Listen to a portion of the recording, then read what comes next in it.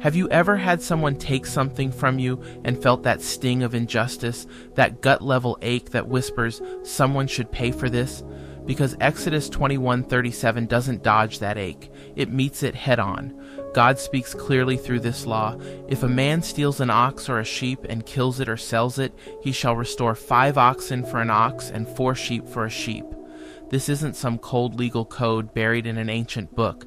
This is the heartbeat of a just God protecting a fragile community, a God who sees every theft, every breach of trust, and says, not only will this be made right, it will be made better. Now, before we go further, if this word resonates with you, if you've been hurt, wronged, or even just enlightened, pause and tap a like or drop a comment.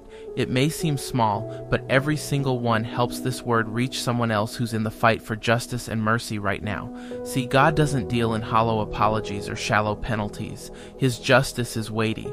There's a reason it's 5 oxen for one. The ox was a work animal, the engine of survival for a household. You steal that, and you haven't just taken livestock. You've stolen a man's plow, his harvest, his hope. God's repayment isn't just mathematical, it's moral. It considers not just the item, but the impact. That's the character of redemptive justice. Restoration, not revenge. Healing the wound, not just exposing it. And the 4-fold restitution for sheep, still serious, but proportioned to the value. Even here, we see God's laws are not legalistic. They're compassionate, scaled, wise. Now let's go deeper. This wasn't a 3 strikes you're out kind of law. It was a call to accountability that preserves dignity, because the thief doesn't just get punished, he's required to restore. He's pushed to rejoin the community he broke. This isn't cancel culture. This is kingdom culture. God wasn't trying to throw people away, he was trying to rebuild a people. His law wasn't a hammer, it was a compass pointing toward righteousness and restoration. You feel that? That's the Spirit whispering that maybe your view of justice has been too shallow, too small, too shaped by rage instead of righteousness. Because if we're being honest, we're all the thief at some level. We've all taken what wasn't ours. Maybe it wasn't livestock, but maybe it was someone's peace with our words. Maybe it was someone's trust. Maybe it was a glory that belonged to God alone. And the beauty of the gospel is that God didn't pay us back with 5 punishments for every failure. He didn't say, you took my image and distorted it, now you pay. No, he said, you broke it, but I'll restore it.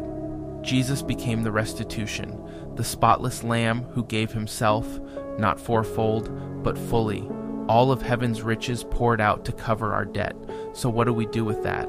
How do we live in light of that kind of divine math? We flip the script. When we're wronged, we don't just seek vengeance, we seek restoration. When we're the ones who did the wrong, we don't just mumble an apology, we pursue repair. If we stole peace, we bring presence. If we broke trust, we build again, brick by brick. Because heaven's justice isn't transactional, it's transformational. It's not just about fairness, it's about family. It's about a God who saw our rebellion and responded with redemption. That's the kingdom. That's the cross. That's Exodus 21:37. So next time you're tempted to either demand punishment or dodge accountability, ask yourself the better question. What would restoration look like here? What would mercy and justice holding hands look like in this moment? Because that's where God is moving, right in the middle, not soft, not cruel, but holy. And that's exactly where he's calling you to stand.